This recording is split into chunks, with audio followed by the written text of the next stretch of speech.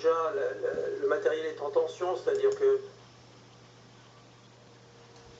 bon, ce matin, par exemple, je devais venir en train, il a été supprimé. Bon, et hier, il y a eu des retards de train dus à des problèmes de matériel. Alors, les problèmes de matériel en ce moment, c'est les animaux qui vont percuter les trains, ou l'inverse. Et ce qui fait que les trains doivent partir en réparation. Ce sont les feuilles mortes qui reviennent. Les feuilles mortes, elles avaient un peu disparu. Et là, hier, il y a un train qui a eu 40 minutes de retard à cause de feuilles mortes. Donc, il y a eu du cumul de trois choses, ce qui fait qu'à 8 heures à peu près, il y a eu beaucoup de monde en gare qui attendait des trains avec très peu de place. Donc, le premier train qui est passé, il n'a pas pu prendre de personnes. Le deuxième train, il n'a pas pu prendre de personnes aussi, et il y a eu une personne qui a fait un malaise, entre autres, donc les personnes ont dû descendre. Voilà, c'est la goutte d'eau qui a fait déborder le vase. C'est pas le premier malaise, mais là, vraiment, les usagers, ils en auront le bol. C'est régulier, en fait, ces soucis, ça arrive très souvent. Oui, ça arrive très souvent. Alors là, le lundi matin, c'est assez récurrent, curieusement. Bon, les trains, ils sont pas prêts pour le lundi matin. Il y a souvent des problèmes le lundi matin, mais les autres jours, les soirs, c'est pareil. Les soirs, on va retrouver à Jean Massé, attendre des trains qui viennent pas, qui sont supprimés. C'est pas annoncé, il y a des problèmes d'annonce, enfin, il y a beaucoup de problèmes quand même. Il y a beaucoup d'usagers qui n'ont pas assez de place aussi, vous le disiez. Tout à fait, tout à fait. C'est-à-dire que ça, c'est une évolution qui n'a pas été prise en compte par l'achat de matériel suffisant de la région. Et puis, la SNCF n'a pas assez de personnes pour entretenir le matériel. Ils n'arrivent pas à recruter. Donc, depuis des années, ils disent ah oui, on a des plans de recrutement, mais on n'arrive pas à recruter. Donc, ce qui fait que c'est catastrophique. Et s'il manque un conducteur, voilà, forcément, le train il est annulé, alors qu'avant, il y avait des solutions de recours, quoi. C'est vrai qu'aujourd'hui, tout nous incite à prendre les transports en commun, le train en particulier, pour des questions environnementales notamment. On demande de laisser notre voiture à la maison, mais en fait, aujourd'hui, en l'état, c'est pas possible. Ah, tout à fait. Moi, j'ai du mal à recommander aux gens de prendre des trains, puisque je suis bloqué 2 fois par semaine au minimum, et pourtant, j'essaie de naviguer un petit peu avec les trains qui sont a priori plus complets que les autres. Mais vous passez votre temps à regarder quel train va circuler, quelle est la composition du train, comment ça se fait.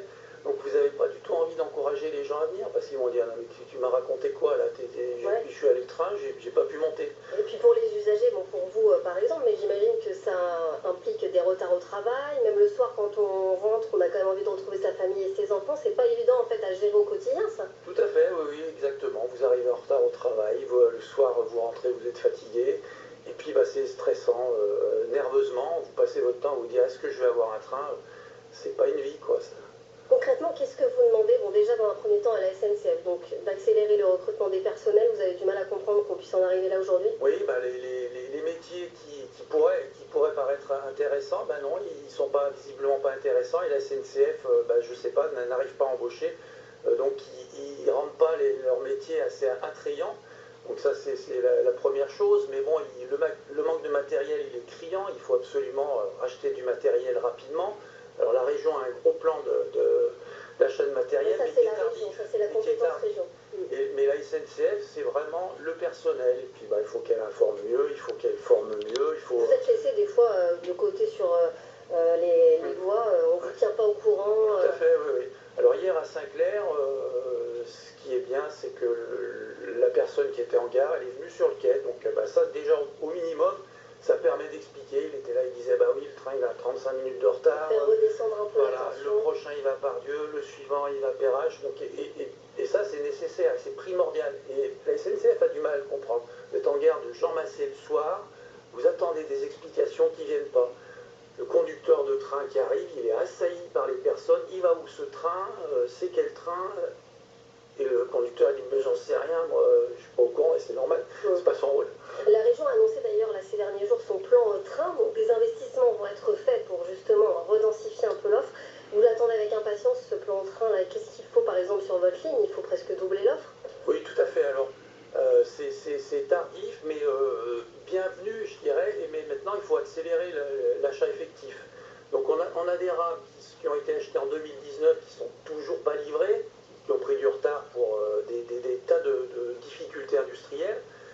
Maintenant, il faut effectivement que les prochaines rames, ils les achètent rapidement, parce qu'on va se retrouver pendant 2-3 ans, il faut 3-4 ans pour avoir des rames au mieux, donc il faut commander tout de suite des rames, ça c'est clair. Il faut en attendant trouver des solutions avec d'autres régions qui ont du matériel disponible ou pas, des choses de remplacement, comme on a proposé des solutions, il y a des trains qui matériel disponible ou pas, des choses de remplacement, comme on a proposé des solutions, il y a des trains qui sont rencarts, qu'on pourrait ressortir.